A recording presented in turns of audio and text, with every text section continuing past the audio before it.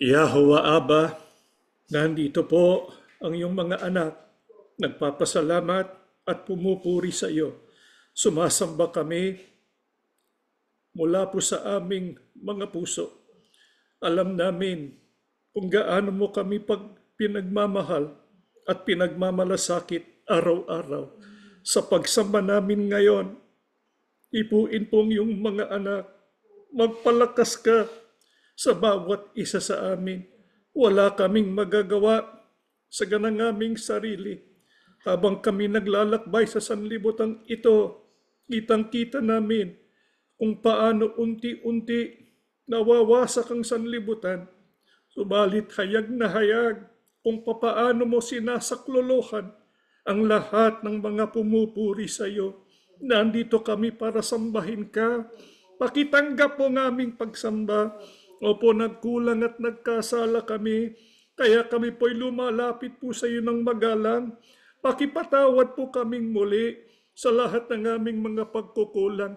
Hangad namin, Ama, na maging matibay ang aming kaugnayan sa iyo, ang aming relasyon sa iyo, sapagkat nandito ang kayamanan namin sa aming buhay na ikaw ay aming makilala. Panginoong Yahushua, salamat ng marami. Tinubos mo ang lahat ng aming kasalanan, kaya nakasama kami sa iyong pamilya, sa sambahayan ng Diyos. Ikaw nang bahala sa iyong mga hinirang. Ikaw po sana ang patuloy na mamagitan para sa amin habang sinasambat pinupuri ka ng iyong mga lingkod. Ama, pakibasbasa ng aming gagawing pag-aaral. Busugin po kami ng iyong mga salita. Maging matibay at malakas po kami. Magtagumpay sa lahat ng pagsubok.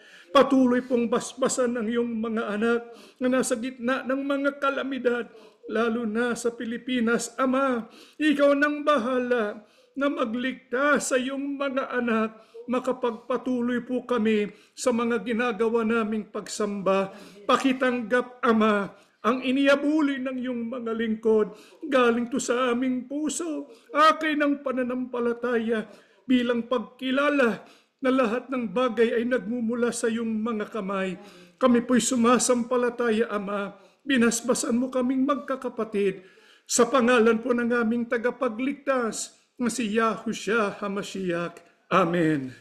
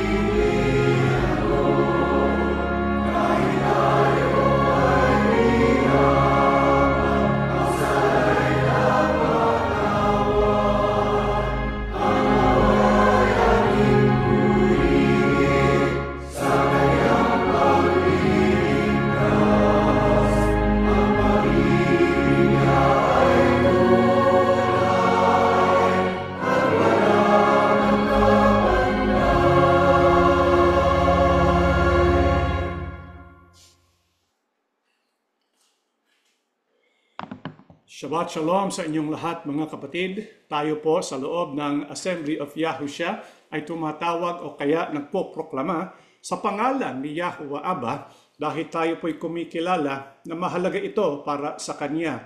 Tayo po'y naturuan na ang pagbigkas o kaya pagproklama sa pangalan ng Diyos ay hindi lang po ginagawa sa pamamagitan ng bibig. Higit po sa lahat, ito po'y ginagawa sa pamamagitan po ng pagkaunawa ukol po sa mga katangian ng Diyos at pagsampalataya sa Kanya. Sa makatwid, yun pong pagproklama sa pangalan ni Yahweh ay tumutukoy po sa ating personal na relasyon sa ating Diyos. Kaya unti-unti inaalam natin kung saan tumutukoy po yung kahulugan ng Kanyang pangalan. Sa nakaraang leksyon, nakita po natin na ang isang kahulugan ng pangalang Yahweh ay ako ay si ako nga. At ito rin ay tumutukoy sa kanyang 13 mga katangian. Ito po'y nanggaling sa Exodo 34 sa 1 hanggang 7. Kaya dito po sa screen na ito, binuo po namin yung 13 mga katangian. Kaya para po maging malalim ang ating relasyon sa Diyos, mahalagang malaman natin at matuklasan, isa-isahin natin yung mga katangian ni Yahuwah Abba na ito'y pinahayag sa Exodo 34 sa 1 hanggang 7. Ang mapapansin po natin sa Exodo 34 sa 1 hanggang 7 ay noong dumaan si Yahuwah sa harapan ni Moises ay pinahayag niya ng 2 beses yung kanyang pangalan. Kita natin ito sa Exodo 34, 5 hanggang 7. Yahuwah, Yahuwah. Kaya 2 beses binanggit, 2 beses pinroklama ni Yahuwah mismo ang kanyang pangalan. Bakit po mahalagang malaman natin ang ukol po dito? Sapagkat ito'y tumutukoy rin sa mga katangian ng tunay na Diyos. Ito nga pong ating pag-aaralan sa leksyong ito. Kaya kung babalikan po natin yung pong mga katangian ni Yahuwah, ito'y nagsisimula doon po sa pagbanggit ng kanyang pangalan, Yahuwah. Para po natin lubos maunawaan kung anong katangian ang sinasagisag ng mga ito, kinakailangan magbalik-aral po tayo doon po sa Exodo 3, 14 hanggang 15, sapagkat dito po pinahayag ni Yahuwah yung kahulugan ng kanyang pangalang Yahuwah. Sinabi ng Diyos, ako'y si ako nga. Sabihin mo sa mga Israelita na sinugo ka ng Diyos na ang pangalan ay ako nga. Sabihin mo sa kanila na sinugo ka ni Yahuwah ng Diyos ng inyong mga ninuno, ang Diyos ni na Abraham, Isaac at Jacob. At ito ang pangalang itatawag nila sa akin magpakailanman. Dito po pinahayag ng Diyos yung kanyang pangalan kay Moises. Ang pangalang tinutukoy ay ang pangalang Yahuwah. Ito po ang pangalan na itatawag po sa tunay na Diyos magpakailanman. Bakit natin natitiyak na ang tinutukoy na pangalan ay ang pangalang Yahuwah at hindi po yung banggit na ako nga? Sapagkat yun pong pangalang Yahuwah ay tinatawag na tetragrammaton. Ito po ay mababasa po in more than 7,000 instances sa buong Old Testament ng Biblia. Sa makatwid yung tinutukoy na personal na pangalan na dapat natin itawag kay sa tunay na Diyos, walang iba kundi ang pangalang Yahuwah. Ano pong kahalagahan ng talatang ito? Dito po pinakikita ng Diyos yung kahulugan ng kanyang pangalang Yahuwah. Ito'y nangahuhulugang ako'y si ako nga. Ano bang ibig sabihin nun? Medyo mahiwaga nga yung banggit na ako ay si ako nga. Para po malalo nating matuklasan yung kahulugan nito, kinakailangan pumunta po tayo sa Ebreo sapagkat yung pangalang Yahuwah ay pangalang Ebreo. Sa Ebreo, ito po ay Ahaya, Ashar, Ahaya. Sa makatwid, yung ako ay si ako nga ay binubuo ng 2 Hebrew word na ang ibig sabihin, ang 2 Hebrew word na haya. Yung pong pinaka-root word ng pangalan ng Diyos. Ano bang kahulugan nung salitang haya sa Ebreo? Yan po yung Hebrew word na haya na bumubuo sa pangalan ni Yahuwah. Ako ay si ako nga. Ang kahulugan ay to exist, to be in existence. Ibig sabihin ito'y tumutukoy sa presensya ng Diyos. Itong ating pinag-aralan. Ibig sabihin, yun pong salitang ako nga ay tumutukoy sa Diyos na siya ay self-existing. Pero hindi lang po yun ang dapat natin malaman. Sapagkat doon po sa pangalan ni Yahuwah, pinagdugtong yung 2 haya. Kaya nga ang kahulugan ng salitang Yahuwah o pangalang Yahuwah sa Exodo 3:14 hanggang 15 ay ako'y si ako nga. Ibig sabihin, ang Diyos, siya ang lumikha sa lahat ng bagay. Kaya nga mababasa po natin dito po sa awit 91 hanggang 2, itong nakasulat, Yahuwah, ikaw ay naging aming tahanan, dako sa lahat ng salinlahi. Bago nilikha ang mga bundok o bago mo nilikha ang lupa at ang sanlibutan, ikaw ay Diyos mula sa walang hanggang sa walang hanggan. Ano po ang kahulugan ng salitang o pangalang Yahweh kung ang pag-uusapan ay ang paglikha sa lahat ng bagay? Dito po sa ating pahayag, alam natin na ang Diyos, siya po'y mula sa walang hanggang sa walang hanggan. Kaya kung atin pong sasagutin yung tanong, sino po ang lumikha sa Diyos? Ano po ang ating sagot? Wala po. Sapagkat kapag ang Diyos na ating pinag-uusapan ay merong pinagmulan, hindi po yun ang Diyos ng Biblia. Ang Diyos ng Biblia, walang pinagmulan, siya ay walang hanggan. Mula sa walang hanggang sa walang hanggan. Yan ang kahulugan ng pangalan ni Yahweh. Wala po siyang pinagmulan, pinanggalingan, sapagkat eternal siya at siya ang lumikha o lumalang ng lahat ng bagay. Sa makatwid, si Yahweh ang siyang umiiral sa kanyang sarili mula sa walang hanggan sa walang hanggan na lumikha ng lahat ng bagay. Yaan po ang kahulugan ng pangalang Yahweh.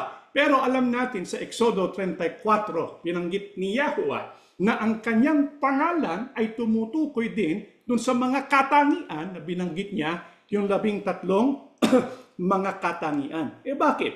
Ano po ba ang pinakita ng Diyos nung nilikha niya ang lahat ng bagay? Pakinggan po natin dito po sa awit 33:5-9. Ninanais ni Yahweh ang katwiran at katarungan. Makikita sa buong mundo ang kanyang pagmamahal sa pamamagitan ng salita ni Yahweh. Ang langit ay nilikha. Sa kanyang hininga nagmula ang araw, buwan at mga bituin. Inipon niya ang dagat na parang inilagay sa isang sisidlan. Ang lahat ng tao sa daigdig ay dapat matakot kay Yahweh dahil nang siya'y nagsalita, nalikha ang mundo, siya'y nag-utos at lumitaw. Ang lahat, ano ang dahilan? Bakit nilikha ni Yahweh Abba ang lahat ng bagay?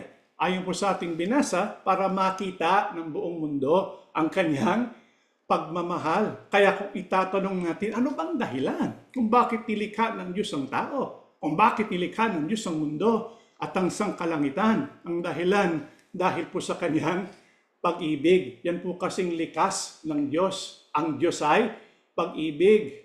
Hindi kinailangan na likhain ng Diyos ang lahat ng bagay. Ito'y ginawa niya dahil po sa kanyang pag-ibig. Kaya mula sa walang eksistensya, nagkaroon tayo ng eksistensya. Yaan ay dahil sa pag-ibig ni Yahweh Abba. Yung kapangyarihan niya nakatali o nakaugnay dun sa kanyang pag-ibig. Yan po kasing kanyang likas. Kaya sa atin, si Yahweh po ay pag-ibig at lumikha sa pag-ibig, sapagkat yan ang kanyang pinakalikas. Pwede po bang magbago si Yahweh sa kanyang mga ginagawa ng ayon sa pag-ibig? Pakinggan po natin dito po sa Santiago 1:17-18. Lahat ng mabubuti at angkop na kaloob ay nanggagaling sa Diyos na siyang lumikha ng mga bagay sa langit at nagbibigay liwanag. At kahit pabago-bago at paiba-iba ang anyo ng anino ng mga ito, ang Diyos ay hindi nagbabago ayon sa kanyang kalooban. Ginawa niya tayong mga anak niya sa pamamagitan ng pagkakilala natin sa katotohanan upang maging higit tayo sa lahat ng nilikha niya. Ayon po sa ating binasa, ang Diyos ay hindi nagbabago. Sa ano siya hindi nagbabago? Hindi po siya nagbabago sa paggawa ng mabuti at pagkaloob ng mga angkop na pangangailangan ng tao, sapagkat siya ay pag-ibig. Yan po kanyang likas. Sa makatwid, maaasahan nating lahat yung pag-ibig ng Diyos. Ang pag-ibig ng Diyos hindi nagmamaliw. Maaasahan ang kanyang pag-ibig. Hayag na hayag ang pag-ibig niya sa paglikha ng lahat ng bagay. Kaya nga kung atin pong babasahin ang Genesis ukol po sa paglikha ng lahat ng bagay. Hindi po ba napansin ninyo, pagkatapos na banggitin ng Diyos yung kanyang mga nilikha, ano pong sinasabi?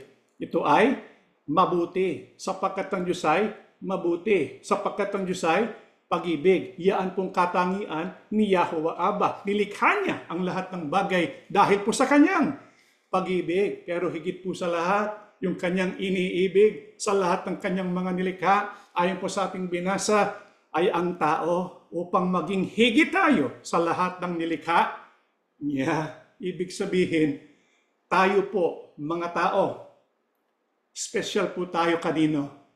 Sa Diyos. Kaya nga nung tayo po nilikha, ano pong sabi? Nilikha po tayo sa larawan ng Diyos. Sapagkat may layunin ng Diyos kung bakit tayo nilikha ng ating Ama. Kaya ito'y dapat natin ilagay sa ating isip. Anong pag-ibig ang binigay ng Diyos sa tao? Pakinggan po natin ang nakasulat po dito sa Salmo 8:3 hanggang 6, kapag tumitingala ako sa langit na inyong nilikha at aking pinagmamasdan ng buwan at mga bituin sa kanilang kinalalagyan, ako'y nagtatanong, ano ba ang tao upang inyong alalahanin? Sino nga ba siya upang inyong kalinain? Ginawa niyo kaming mababa ng kaunti sa mga anghel, ngunit pinarangalan nyo kami na parang mga hari. Pinamahal nyo sa amin ang inyong mga nilalang at ipinasailalim sa amin ang lahat ng bagay. Anong pag-ibig ang inilagak ng Diyos sa kanyang nilikhang mga tao? Ayon po sa ating binasa, ito pong sumulat ng Salmo, siya po ay medyo humahanga Kasi kapag tumingala siya sa langit, kita niya yung mga bituin, tapos tumingin siya sa mga tao, kitang-kita na yung diferensya, napakalawak, napakalaki ng sangkalangitan kumpara sa tao. Ang tao, ipangangana, tapos mamamatay. Kaya nga siya'y tinulad sa buhangin. Pero, ayon po sa ating binasa, nagtataka ang sumulat ng Salmo, ako'y nagtatanong, sabi niya, ano ba ang tao upang inyong alalahanin? Kaya sa isip niya, nilikha ng Diyos ang mga bituin, pero ang iniisip niya, yung mga tao, yung maliliit na mga tao, hindi po yung nilikha niya mga bituin. Ano pang sabi ng talata? Ayon po sa ating binasa, pinararangalan niya tayo at pinasailalim sa atin ang lahat ng bagay. Kaya nga nung likhain ang tao, ito ay para magkaroon po siya ng dominion, maghari sa buong mundo para maging katulad ng Diyos, sapagkat tayo nga nilikha sa pangalan o kaya sa larawan ng Diyos. Kaya mahal na mahal ng Diyos ang tao. Mahal na mahal niya tayong lahat. Paano pinahayag ng Diyos yung kanyang pagmamahal sa tao? Pakinggan po natin dito po sa awit 139, 16 hanggang 18. Nakita niyo na ako, hindi pa man ako isinisilang. Ang itinakdang mga araw na ako'y mabubuhay ay nakasulat na sa aklat niyo bago pa man mangyari. O Diyos, hindi ko lubos maintindihan ang mga iniisip niyo. Ito'y tunay na napakarami. Kung bibilangin ko ito, mas marami pa kaysa sa buhangin. Sa aking paggising, ako'y nasa inyo pa rin. Paano po pinahayag ng Diyos yung kanyang pag-ibig sa tao? Ayon po sa ating binasa, tayo po ay palaging nasa isip ni Yahweh. Bakit? Sapagkat nilikha niya tayo para magkaroon tayo ng relasyon sa Kanya. Kasi kapag tayo po ay gising o nakatulog, sino pong nagbabantay at nag-iisip tungkol sa atin? Ang Diyos. Kaya nga ang sabi ng ating binasa, sa kanyang paggising, ang Diyos ay nasa Kanya pa rin. Alam ng Diyos ang tungkol sa Kanyang buhay. Iniisip tayo palagi ng Diyos. Kaya nga, ang sabi, yung bilang ng mga pinag-iisip ng Diyos ukol sa atin. Hindi po ito mabilang sapagkat mas marami pa kaysa sa buhangin. Ganun po tayo palaging iniisip ni Yahuwah Aba. Kaya nilalang tayo ni Yahuwah para sa layunin ng isang mapagmahal na relasyon sa Kanya. Iyan ang dahilan kung bakit tayo nilikha ng Diyos. Nilikha ng Diyos ang mga bituin, ang lupa at ang lahat ng nandito para sa tao. Pero tayo, nilikha ng Diyos para sa Kanya. Para tayo magkaroon ng relasyon sa Kanya, personal na relasyon sa Kanya, na akay po ng pag-ibig. Iyan ang dahilan. Kaya lang, nagkaroon po ng malaking problema. Ano po yun? Pumasok ang kasalanan. Nagkasala si Adan at si Eva. Dahil sa kasalanan ng tao, ano pong nangyari? Apektado ang lahat ng nilalang. Hindi lang po ang tao, maging ang lahat ng nilalang. Kaya nga, ang buong nilalang ay patungo sa kanyang pagkabulok. Sapagkat ang kasalanan ay nagkaroon ng masamang epekto. Opo, nung nilikha ng Diyos ang lahat ng bagay, walang kasalanan. Nung nilikha ng Diyos ang tao, wala siyang kasalanan. Sapagkat pagka ang Diyos ay gumagawa, ito ay galing sa kanyang pag-ibig. Kaya nga, yung unang katangian ng Diyos, doon po sa Exodo 34, yung unang katangian, unang pagkabanggit ng kanyang pangalan, tumutukoy po ito sa kanyang gawaing paglalang ng lahat ng bagay, akay ng kanyang pag-ibig. Pero ang tao nagkasala. Dahil doon, ang Diyos patuloy pa rin sa kanyang pag-ibig. Bakit? Binanggit muli ang kanyang pangalan. Alam natin, pag binabanggit ang pangalan ni Yahuwah, ito'y tumutukoy sa kanyang pag-ibig. Opo, ang tao nagkasala. Pero ang Diyos, binanggit niya muli ang kanyang pangalan. Pangalawang beses. Yahuwah! Bakit po ginawa ito ng Diyos? Sapagkat gumawa siya ng paraan para solusyonan yung problema tungkol po sa kasalanan ng tao. Ano po yung solusyon ng Diyos? Pakinggan po natin dito po sa Mateo 1:21. Siya ay manganganak ng isang lalaki.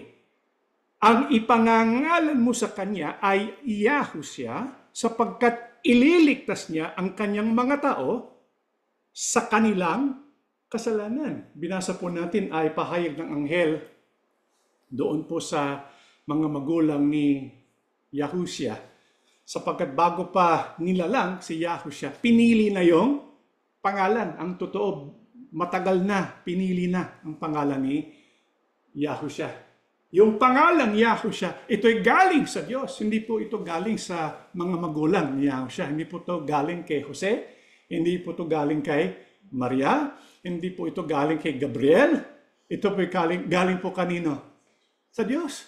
Si Yahuwah mismo pumili ng pangalan. Ano yung pangalan? Ibinigay niya at pinili niya. Isang pangalang Ebreo. Sapagkat si Yahushua isang Ebreo.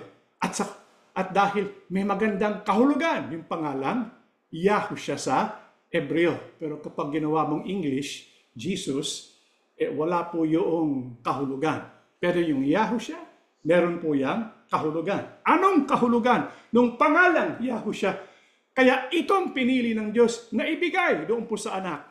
Ayon po sa ating binasa, sapagkat ililigtas niya ang kanyang mga tao sa kanilang kasalanan. Kaya yung kahulugan ng pangalang Yahushua, ito'y kaligtasan na gagawin ni Yahuwah sa pamamagitan ng kanyang bugtong na anak. Kaya para ito ay matupad, para si Yahushua maging tagapagligtas ng tao dahil sa kanilang kasalanan. Ano pong kinailangan mangyari na ito'y naghahayag ng pag-ibig ni Yahuwah na hindi nagmamaliw. Pakinggan po natin ang Roma 5:8-11, ngunit pinatunayan ng Diyos ang kanyang pag-ibig sa atin nang mamatay si Kristo para sa ating noong tayo'y makasalanan pa. Sa makatwid, bago po tayo likhain ng Diyos, mahal na tayo. Bago pa tayo nagkasala, mahal niya tayo. Nagkasala tayo, mahal pa rin tayo eh. Anong katunayan? Pinatunayan ng Diyos ang kanyang pag-ibig sa atin nang mamatay si Kristo para sa atin noong tayo'y makasalanan pa. Yamang sa pamamagitan ng kanyang dugo, tayo ngayon ay napawalang sala. Lalong tiyak na maliligtas tayo sa puot ng Diyos. Dati, tayo'y mga kaaway ng Diyos. Ngunit tinanggap na niya tayo bilang mga kaibigan sa pamamagitan ng pagkamatay ng kanyang anak. At dahil dito, tiyak na maliligtas tayo sapagkat si Kristo ay buhay. At hindi lamang yan, tayo'y nagagalak dahil sa ginawa ng Diyos sa pamamagitan ng ating Panginoong Yahushua Kristo, sapagkat dahil sa Kanya ay tinanggap tayo bilang mga kaibigan ng Diyos. Mga kapatid, ano po ang ginawa ng Diyos? Kinailangan gawin ng Diyos at kinailangan gawin ni Yahushua para masolusyonan yung problema ng kasalanan ng tao. Ang sabi po rito, ang Diyos sinugo niya, ibinigay niya yung kaisa-isang bugtong na anak niya na minamahal niya para mamatay alang-alang sa ating kasalanan. Yan ang pag-ibig ng Diyos. Nahayag dun sa pagsusugo sa kanyang bugtong na anak para mamatay para sa atin. Si Yahushua, mahal na mahal niya tayo. Anong katunayan? Sumuko siya at ginusto niya na mamatay alang-alang sa atin. Anong naging bunga ng pagkamatay ng Panginoong Yahushua? Tayo po ay ginawang mga kaibigan ni Yahweh. Tayo po ay pinaging dapat. Hindi na po tayo nasa ilalim ng puot ng Diyos, kundi tayo mga kaibigan ng Diyos. Ibig sabihin, dahil po sa pag-ibig ni Yahweh, dahil po sa pag-ibig ni Yahushua, tayo po ay binigyan ng pagkakataon para mabalik yung nawala sa atin, yung ating kaugnayan, yung ating relasyon kay Yahweh, na itong pinakadahilan kung bakit tayo nilikha ng Diyos. Kaya nga ang pangalan ni Yahweh ay nasa pangalan ni Yahushua. Kaya nga magkatunog Yahweh, Yahushua. Yun po kasing mga pangalan sa Hebreo, karamihan ay compound name. Names na binubuo ng dalawang pangalan. Halimbawa, yung pangalang Yahushua, binubuo yan ng dalawang pangalan, Yahweh at Yasha, nang ibig sabihin, Yahweh saves. Sa makatwid, ang kahulugan ng Yahushua, yung pangalang Yahushua, ay si Yahweh ay nagliligtas. Para maligtas ang tao, anong dapat mangyari? Ipinahayag ng Diyos ang kanyang pag-ibig. Ibinigay niya ang kanyang bugtong na anak. Mga kapatid, nung nilikha ng Diyos ang lahat ng bagay, anong dahilan kung bakit niya ginawa yun? Pag-ibig niya. Pero anong hihigit? Anong hihigit? Nung sa ginawa ng Diyos na paglikha ng lahat ng bagay, lahat ng between, lahat ng sa sangkalangitan, lahat ng nasa mundo, anong hihigit doon? Ay yung pag-ibig. Nung ibinigay niya ang kanyang bugtong na anak. Sapagkat yung paglikha, sinalita lang ni Yahweh. Pero yun po ang pag-ibig para tayo matubos. Para tayo mapabalik sa Kanya. Yun po, kinailangan ng matinding sakripisyo. Sakripisyo ng kanyang bugtong na anak. Ano lang ang pinatutunayan nito? Mahal tayo ni Yahweh. Nung tayo nagkasala, nung tayo kaaway, sinugo niya ang kanyang bugtong na anak. Ganyan katindi, ganyan kalalim, ganyan maaasahan ang pag-ibig at pagmamahal ni Yahweh Abba. Kaya sa mga taong nakaugnay kay Yahushua, ano po ang tawag ni Apostol Pablo sa kanila? Sa pangalawang Korinto pala, 5:17, kaya kung nakipag-isa na kay Kristo ang isang tao, isa na siyang bagong nilalang. Wala na ang dati niyang pagkatao. Sa halip, ito'y napalitan na ng bago.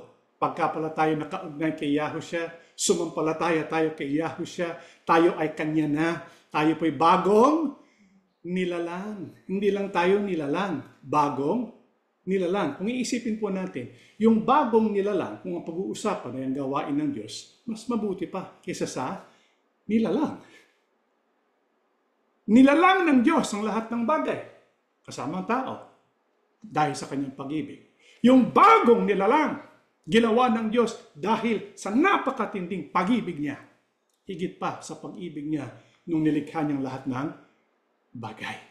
Nilikha ng Diyos ang lahat ng bagay. Subalit, nasa isip ng Diyos yung gagawin niyang mas matindi pang pag-ibig bago pa niya nilikha ang lahat ng bagay. Anong katunayan? Dito po sa Colosas, sa 1:15 hanggang 17, siya, tumutukoy po kay Kristo, siya ang larawan ng Diyos na hindi nakikita, ang panganay sa lahat ng mga nilalang, sapagkat sa pamamagitan niya, nilalang ang lahat ng mga bagay sa langit at sa lupa, ang mga bagay na nakikita at mga bagay na hindi nakikita, maging mga trono o mga pagkapanginoon, maging mga pinuno o mga kapangyarihan. Lahat ng mga bagay ay nilalang sa pamamagitan niya at para sa kanya. Siya mismo ay una sa lahat ng mga bagay at ang lahat ng mga bagay ay nahahawakang sama-sama sa kanya. Anong katunayan? Na alam na ng Diyos na yung lilikhain niyang tao magkakasala, bago palalangin ang sanlibutan. May panukala na siya eh. Ano po yung panukala ni Yahweh Abba? Magkakaroon ng tagapagligtas. Sino? Si Yahushua. Kaya nga nakasulat mo rito, lahat ng mga bagay sa lupa, lahat ng mga bagay sa langit, nilikha sa pamamagitan ni Yahushua, sapagkat lahat ng mga bagay na nilalang ay nilalang sa pamamagitan nino, ni Yahushua, at para kanino? Kay Yahushua. Alam na ng Diyos, tayo po'y magkakasala, pero nilikha pa rin tayo. Alam ng Diyos, tayo ay magkakamali at mahuhulog sa pagkakasala. Kaya nga meron po siyang Kristo. Yung pagkakaroon ng tagapagligtas, hindi po yun plan B. Yun po yung plan A. Alam na ng Diyos, kakailanganin yung kanyang sakripisyo. Pero ito'y ginusto niya dahil sa pagmamahal niya sa bawat isa sa atin. Ano po ba ang hangad ng Diyos? Anong dahilan kung bakit tayo nilikha ng Diyos? Pakinggan po natin dito po sa Efeso 1:4 hanggang 5. Purihin natin ang Diyos at Ama ng ating Panginoong Yahushua Kristo dahil sa pakikipag-isa natin kay Kristo. Ibinigay niya sa atin ang lahat ng pagpapalang espiritual mula sa langit. Bago pa man niya likhain ang mundo, pinili na niya tayo para maging banal at walang kapintasan sa paningin niya. Dahil sa pag-ibig niya, noong una pa'y itinalaga na niya tayo para maging mga anak niya sa pamamagitan ni Yahushua Kristo. Ayon na rin ito sa kanyang layunin at kalooban. Ano pong panukala ng Diyos noon pa? Ayon po sa ating binasa bago palikhain ang mundo. Ano pong nasa isip niya? Yung ating pong kapalaran na tayo po'y lilikhain sa pamamagitan ni Kristo. Bakit? Para tayo ay maging kasama sa pamilya ng Diyos. Para tayo maging anak ng Diyos. At dahil anak, lahat ng pagpapalang espiritual ay para sa atin. Tayo po'y magiging kasama ni Yahushua na maghahari, magiging kasama ni Yahushua na magmamana at makakatira sa langit, kapiling ni Yahweh Abba, kasama tayo sa kanyang sambahayan. Bakit po ito ang ginusto ng Diyos?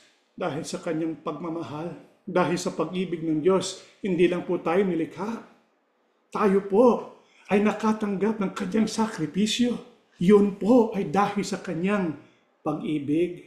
Kaya nilikha tayo ni Yahweh mula sa pag-ibig, nagtubos at nag-restore si Yahweh dahil sa pag-ibig. Kaya nga po doon sa mga katangian ni Yahweh, yung 13, nag-uumpisa sa 2 na binanggit ni Yahweh ng 2 beses ang kanyang pangalan. Bakit? Tumutukoy sa kanyang pag-ibig. Yung paglikha ay dahil sa pag-ibig ni Yahweh. Yung pag-restore ay dahil sa pag-ibig ni Yahweh. Kaya ang pangalan na Yahweh ay binanggit ng 2 beses upang tumukoy sa kanyang gawaing paglalang at gawaing pagtubos na ito rin ang bagong nilalang sa pamamagitan ni Yahushua dahil sa pag-ibig, awa at biyaya. Kaya nga magkakaroon hindi lang ng bagong nilalang na tayo kasama doon. Magkakaroon din po ng bagong lupa at ng bagong langit. Sapagkat ito'y ayon sa pag-ibig, awa at biyaya ni Yahweh. Sa makatwid, ang pangalan na Yahweh ay binanggit ng 2 beses dahil palagi tayong makaaasa sa pag-ibig ni Yahweh, sapagkat ang pag-ibig ni Yahweh ay hindi kailanman magmamaliw. Maaasahan, mapanghahawakan ang kanyang pag-ibig. Itong dapat natin isa-isip palagi. Si Yahweh ay pag-ibig. Bago at pagkatapos, lumalang siya ng lahat ng bagay kasama ang tao. Si Yahweh ay pag-ibig. Bago at pagkatapos ng pagbagsak ni Adan at ni Eva sa halamanan ng Eden. Si Yahweh ay pag-ibig bago at pagkatapos ng pagtayo ng gintong baka. Kaya nga, pinahayag ni Yahweh yung kanyang mga katangian kay Moises para bigyan pa ng isang pagkakataon ng kanyang bayang Israel.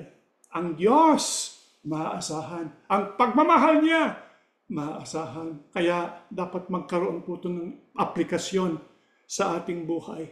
Sapagkat tayo man, bagamat gusto natin na huwag tayong magkasala, tayo nahuhulog pa rin sa pagkakasala. Pero anong dapat natin isipin palagi?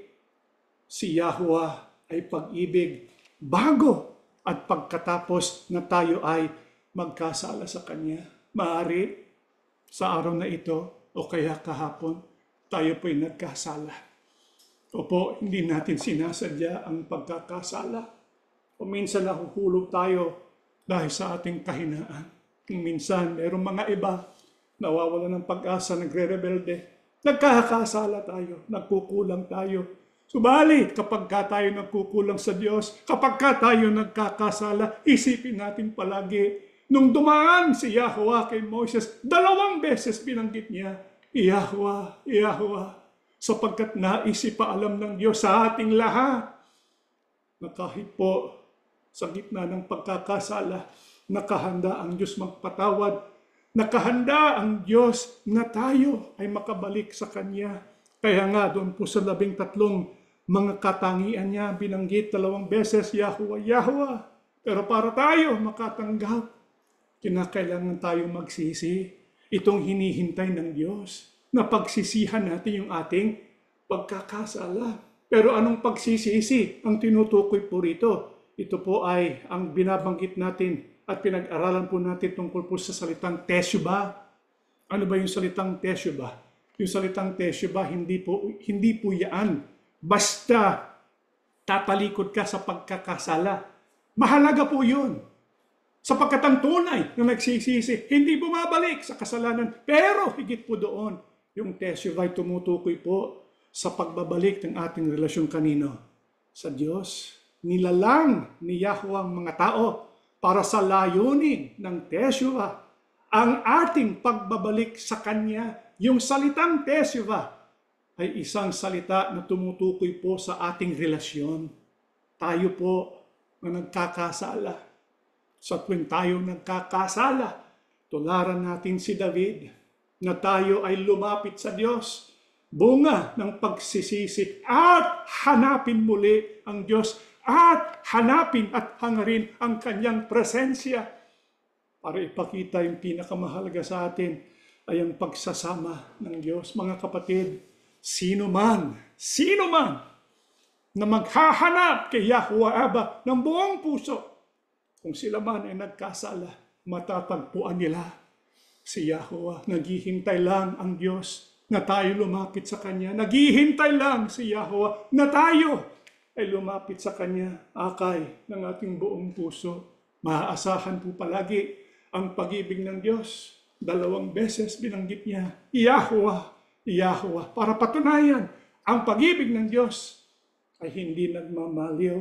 Bakit po natin natitiyak na tayo ay makakaasa sa pag-ibig ng Diyos? Dito po sa Roma 8:32 hanggang 34, hindi niya ipinagkait ang sarili niyang anak, kundi ipinagkaloob niya siya para sa ating lahat. Papaano ngang hindi niya ipagkaloob ng walang bayad sa atin ang lahat ng mga bagay? Sino ang magsasakdal laban sa pinili ng Diyos? Ang Diyos na siyang nagpapaging matwid. Sino ang magbibigay hatol? Si Kristo nga na namatay, ngunit higit dito, siya ang bumangong muli na ngayon ay nasa dakong kanan ng Diyos at namamagitan para sa atin. Mga kapatid, bakit natin maaasahan? Bakit tayo makapanghahawak tungkol sa pag-ibig ni Yahweh Abba? Sapagkat pinagkaloob na niya ang kanyang bugtong na anak. Ano pang hihigit doon, mga kapatid? Kaya nga ang sabi ni Pablo, kung ito ginawa ng Diyos, hindi ba maaasahan natin ang pag-ibig ng Diyos sa lahat ng bagay ng ating buhay? Kaya nga maganda ang panukala ng Diyos para sa atin. Bago pa tayo nilikha mula sa sinapupunan ng ating ina, nasa isip na tayo ng Diyos. Hindi lang yun, meron na siyang panukala para sa atin. Ang panukala niya, makasama natin si Kristo na nabuhay na mag-uli. Tayo rin, mabubuhay na mag-uli. Tayo rin, makakasama ni Yahushua. Tayo rin, tatahan doon sa langit na kapiling si Yahweh Abba. Yan ang panukala ni Yahweh. Yan ay ang pag-ibig ni Yahweh na ating panghahawakan. Kaya habang tayo naghihintay, huwag po tayo mawala ng pag-asa. Pero bakit po ang iba nawawala ng pag-asa? Ang iba, pagka sila'y dumaraan sa pagsubok, iniisip nila kaagad, di na ako mahal. Nawala na ang pag-ibig ng Diyos. Mga kapatid, binanggit ni Yahweh, huwag natin kalimutan, 2 beses yung kanyang pangalan. Yahweh, Yahweh, nang ibig sabihin, maaasahan natin ang pag-ibig ni Yahweh na hindi nagmamaliw. Kaya kapag dumaraan tayo ng pagsubok ng buhay, anong sinabi ni Apostol Pablo? Pakinggan po natin ang Roma 8:35 hanggang 37. Sino ang maghihiwalay sa atin mula sa pag-ibig ni Kristo? Ang paghihirap ba? O kagipitan, o pag-uusig, o kagutuman, o kahubaran, o panganib, o tabak. Ayon sa nasusulat, alang-alang sa inyo, pinapatay nila kami buong araw. Tinuturong kaming mga tupang kakatayin. Subalit, sa lahat ng mga bagay na ito, tayo ay higit pa sa mga mapagtagumpay sa pamamagitan niya na umiibig sa atin. Mga kapatid, kapag dumaraan tayo ng pagsubok ng buhay, anong dapat natin isipin? Tayo po'y magtatagumpay. Opo, daraan tayo sa pagsubok. Mga apostol na gumagawa ng milagro, sila po ba'y dumaan sa pagsubok, mga kapatid? Napakarami. Hindi natin kayang bilangin, hindi natin kayang sukatan sapagkat napakatindi ang mga pagsubok na kanilang pinagdaanan. Yung mga unang Kristiyano, matindi rin ang kanilang pinagdaanan. Kaya nga, dito sa sulat ni Apostol Pablo, binanggit niya isa-isa ang maaari nating pagdaanan. Ano po yun? Paghihirap, kagipitan, pag-uusig, kagutuman, kahubaran, panganib, tabak, kamatayan. Pagka ito'y nangyayari sa ating buhay, baka inaakala natin, nagtagumpay ang diablo laban sa atin, nagtagumpay ang mundo laban sa atin. Hindi po. Ang sabi ni Apostol Pablo, kahit dumaraan tayo sa ganyan, ang sabi niya, nagtagumpay tayo. Magtatagumpay tayo sa pamamagitan ni Yahushua at itong pinakamahalaga, ang pag-ibig ng ating Panginoong Yahushua. Kaya nga ang sabi ni Apostol Pablo, sino, mga kapatid, tanungin po ninyo ito sa inyong sarili. Sino ang maghihiwalay sa atin mula sa pag-ibig ni Kristo. Nagawa niyang magtiis ng krus. Tayong kanyang iniisip. Kung ginawa niya yun alang-alang sa atin, masasabi ba natin hindi na tayo mahal, hindi na tayo iniibig ni Yahushua? Yan ang tanong ni Apostol Pablo. Sino ang maghihiwalay sa atin mula sa pag-ibig ni Kristo? Madaling sagot, wala. Walang taong makapaghihiwalay sa atin. Hindi lang yun. Ano pang sinabi ni Apostol Pablo na mapanghahawakan natin, lalong-lalo na pag tumaraan ang pagsubok ng ating buhay. Dito po sa mga huling talata, Roma 8:38 hanggang 39, ito'y sapagkat nakakatiyak ako na walang makapaghihiwalay sa atin mula sa pag-ibig ng Diyos. Hindi ang kamatayan o buhay o mga anghel o mga pamunuan o mga kapangyarihan o mga bagay sa kasalukuyan, mga bagay na darating, hindi ang matataas na bagay o mga kalaliman o kahit anumang bagay na nilikha. Walang anuman makapaghihiwalay sa atin mula sa pag-ibig ng Diyos na kay Kristo Yahushua na ating Panginoon.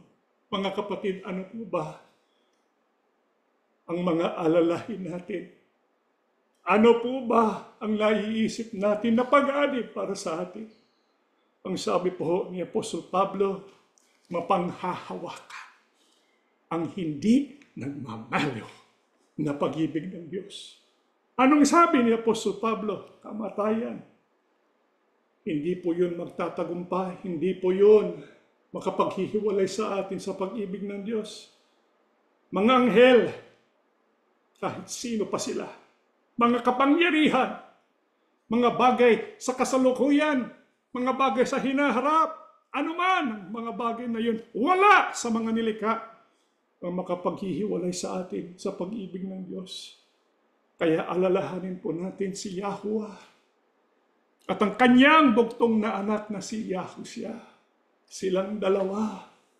At ang kanilang pag-ibig sa atin, yun po mapanghahawakan, mapagtitiwalaan. At dahil po doon, anuman ang pagsubok, ito'y malalampasan natin. At magmamana po tayo ng buhay na walang hanggan. At makakasama natin si Yahuwah Abba at si Yahushua HaMashiach sa kanilang sambahayan magpakailanman. Tayo po'y tumayo at tayo po'y mananalangin. Yahuwah Abba, salamat ng maraming sa iyo. Totoong totoo, maaasahan ka ng iyong mga anak dahil ang likas mo'y pag-ibig, mapagbigay ka, sagana ang iyong pagmamalasakit at pag-iingat sa iyong mga anak. Kilala mo kami, alam mong nasa isip namin, nasa puso namin. Alam mo'y buhangin lamang kami. Alam mo makasalanan at mahihina lamang kami. At wala po kaming magagawa na maaaring matumbasan ang iyong mga ginawa para sa iyong mga anak. Sa kabila po ng aming kakulangan, nandyan ka lang, katabi namin, nagpapayo, nagpapalakas, nag-aalaga. Ikaw rin ang nagpapagaling. Kaya sa pagkakataong ito, dinggin mo ang tinig ng iyong mga anak. Magalang kaming lumalapit sa iyo, sapagkat ikaw ang aming Ama na umibig sa amin. Maawa ka. Kung meron man sa iyong sambahayan, may taglay na anumang karamdaman, walang imposible sa iyo, Ama. Ikaw nang magpala, ikaw nang magbuhos ng biyaya sa lahat ng iyong mga anak, mga nasa mga panganib na lugar. Kapag kami kalamidad at wala po kaming magagawa sa aming sarili, titingala kami sa iyo. Babanggitin namin ng iyong pangalan. Ang puso namin hahanapin ka. Magpakaranas ka, Ama, sa pagsambang ito. Ikaw na ang aming madama. Nagpapalakas sa aming lahat. Panginoong Yahushua, ikaw po ang aming hari. Kailangan ka ng iyong mga lingkod. Halika po sa piling namin. Malapit ka nang bumalik, konting tiis na lamang. Maaasahan namin ng iyong pag-ibig. Ikaw sana ang aming maramdaman ngayon. Bawat sambahayan, bawat mananamba, matanggap ang iyong presensya sa aming puso. Lalo kaming tumibay at lumakas. Ama, pakibasbasan ng iyong mga anak. Saan man kami naroroon, bigyan mo kami ng tunay na pag-ibig. Puso na naghahanap sa iyo, sapagkat pagka ikaw ang aming nahanap, maligay at nagagalak ang aming mga kaluluwa. Sumasampalataya kami, tininig mo ng aming panalangin, pinasbasan mo kaming lahat sa pangalan po ng aming tagapagligtas na si Yahushua HaMashiach. Amen.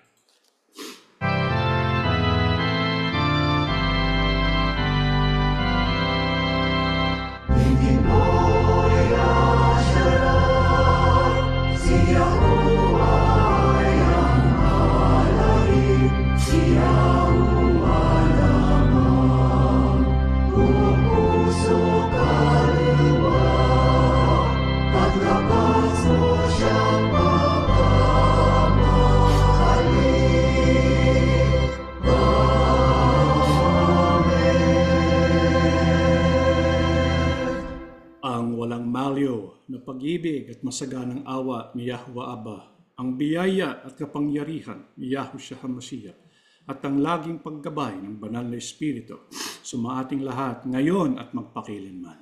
Amen. Mga kapatid, paalala lang po, yung ating pong reading assignment for the month of August ay basahin po ang aklat ng Ezra, Nehemiah at Esther, at ang ating pong susunod na BLP class ay live class. Ito po ay gagawin natin in person sa Granite Bay, 3 p.m. Pacific Standard Time. Ang petsa, August 30, 2025. Yung ating pong mga kapistahan, Autumn Feast 2025, ang ating pong Day of Trumpets, September 20, in person sa Southern California. Kaya kung gusto po niyo makasama, ay sana po isabihin po sa amin para mamigay po namin yung address ng venue. September 20, 3 p.m. Day of Atonement, ito po yung online na pagsamba lamang. Tuesday, September 30, 7 p.m. Pacific Standard Time. Tapos yung ating Tabernacles, ito po yung October 4 to 11. Yung ating pong in-person ay yung pinakahuli, yung 8th day celebration po natin. Gagawin po ito October 11, Sabado, in-person in Fremont, 3 p.m. Pacific Standard Time. Bilang paghahanda, yung ating pong preparatory prayer, September 15, 2:19, Monday to Thursday, 7 p.m. Tapos Friday, 10 o'clock a.m. Natatapos na po ang ating pagsamba ni Yahuwah Abba and Yahushua HaMashiach. Bless all of us.